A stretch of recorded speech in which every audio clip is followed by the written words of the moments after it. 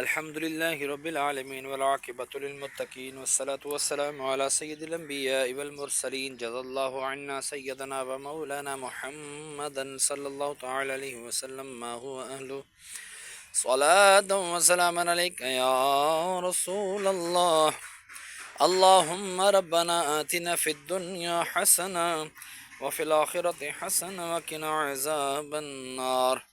یہ الہ العالمین یہاں پر جو کھڑے ہو کے سورہ اخلاص 12 مرتبہ پڑھی، اول آخر درود پاک پڑھا، تیری بلند و عظیم بارگاہ میں پیش کرتا ہوں، مقبول و منظور فرما. اس کا اجر و ثواب تو اپنے شایع نشان عطا فرما. جو غلطی کمی کوتاہی ہوئی تو نبی کریم صلی اللہ تعالی علیہ وآلہ وسلم کے صدقہ وسیلہ سے معاف فرما کر نیکیوں میں تبدیل فرما. جو تو نے ثواب عطا فرمائے تیرے محبوب صلی اللہ تعالی علیہ وآلہ وسلم کی بارگاہ بے کس پناہ میں ہدیتاً تحفتاً نذرانتاً عقیدتاً ادباً عاجزاً پیش کرتا ہوں، مقبول و منظور فرما.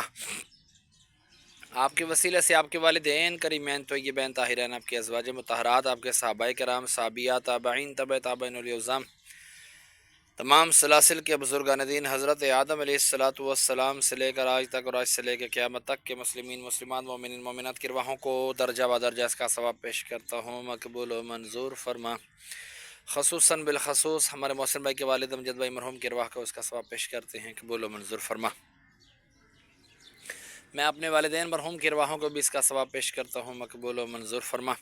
ان کے بھی درجات میں بلندی عطا فرما، قبر کی تاریکیاں دور فرما، قبروں کو جنت کے باغوں میں سے باغ بنا، کفنوں کو جنت کے کفن سے تبدیل فرما. میں اپنی نانی نانا دادی دادا جتنے بھی میرے خاندان میں سے چھوٹے بڑے دنیا سے رحلت کر گئے اہل ایمان کی حالت میں تمام کی ارواحوں کو درجہ بدرجہ اس کا ثواب پیش کرتا ہوں، قبول و منظور فرما.